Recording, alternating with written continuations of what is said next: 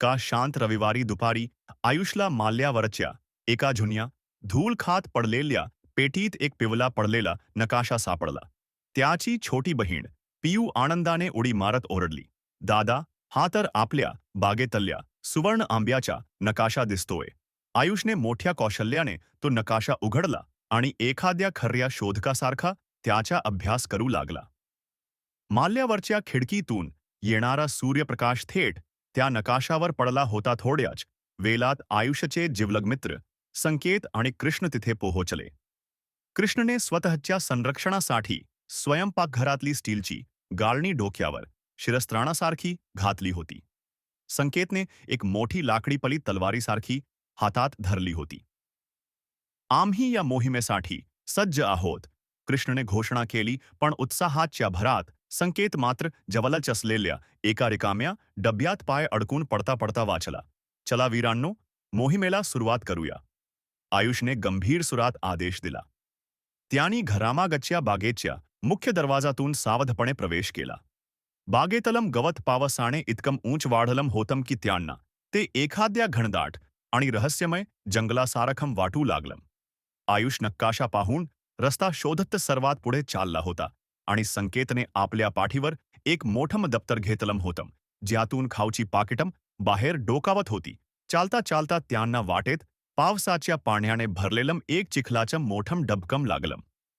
"ही तर धोकादायक नदी आहे, सर्वांनी जपून," पियूने इशारा दिला. तिने मोठ्या हुशारीने डबक्यात असलेल्या एका दगडावरून दुसऱ्या दगडावर हलकी उडी मारत रस्ता पार केला. कृष्ण मात्र आपला चष्मा सावरत काठावरच उभा राहिला. त्याला चिखलात पाय टाकायची प्रचंड भीती वाटत होती. ही नदी पार करण्यासाठी आयुषने जवळच पडलेली एक लांब लाकडी फली शोधून काढली. त्याने आणि संकेतने मिळून ती फली डबक्यावर आडवी ठेवली आणि एक छोटा पूल तयार केला. "आता कोणीही ओलम होणार नाही," आयुष अभिमानाने म्हणाला. संकेतने त्या फलीवरून चालताना मोठ्या कष्टाने स्वतःच्या आणि आपल्या जड दप्तराचा तोल सांभाळत पाऊल पुढे टाकलं. ते थोडे पुढे जातात तोच त्यांच्या मार्गात शेजारच्या बिल्ला नावाचा मोठा बोका आडवा आला. तो एखाद्या जंगली वाघासारखा गुरगुडत त्यांच्याकडे रोखून पाहत होता. "हा तर या बागेचा महाकाय रक्षक आहे," आयुष दबक्या आवाजात म्हणाला. कृष्ण भीतीने थरथर कापायला लागला आणि त्याने चटकन आयुषच्या शर्ट मागून घट्ट पकडला. संकटाची वेळ पाहून पियूने आपल्या बुद्धीचा वापर केला. तिने खिशातून एक खेळण्यातला छोटा उंदीर काढला आणि तो विरुद्ध दिशेला बागेच्या लांब कोपऱ्यात जोरात फेकला. मांजर क्षणात खर्या उंदराच्या भ्रमात त्या खेळण्यामागे धावलं. रस्ता मोकला झालेला पाहून संकेतने पियूच्या या शक्कलेचं कौतुक करत तिला मोठ्या उत्साहात थम्स अप दाखवला.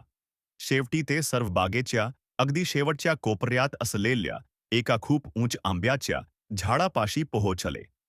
कृष्णने आपल्या खिशातून एक खेळण्यातली छोटी दुर्बीण काढली आणि झाडाच्या शेंड्याकडे बारकाईने पाहिलं. "तिथे बघा, तोच तो सुवर्ण आंबा," कृष्णने ओरडून सांगितलं. आयुषने आपला हात कपालावर धरला आणि वर पाहिले, जिथे एक मोठा पिवलाधमक आंबा चमकत होता. झाडावर चढणं कठीण होतं, म्हणून आयुषने एक नवी युक्ती लढवली. त्याने संकेतला आपल्या खांद्यावर उभं केलं. "सांभाळून संकेत, हलूच वरची फांदी पकड," आयुषने सूचना दिली.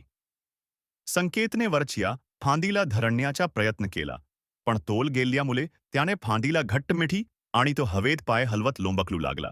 संकेत फांदीला लोंबकलत असतानाच त्याच्या पायातला एक जोडा निसटला आणि थेट खाली पडला. "अरे रे, माझा बूट!" संकेत जोरात ओरडला. खाली उभा असलेला कृष्ण तो बूट पकडण्यासाठी इकडे तिकडे धावू लागला. शेवटी कृष्णने तो पडणारा बूट हवेतल्या हवेत मोठ्या शिताफीने झेलला, पण त्या गडबडीत त्याच्या डोक्यावरची गाळणी मात्र खाली पडली. आता पियूने आपली अंतिम शक्कल लढवली. तिने जवळच असलेली एक लांब बांबूची काठी घेतली आणि त्याला आपल्या जवळची एक जाली बांधली. तिने शिताफीने ती काठीवर केली आणि तो आंबा अलगद जालीत पकडला. खाली उभा असलेला कृष्ण आता आंबा पडण्याची वाट पाहत आपले दोन्ही हात पसरून तयार होता.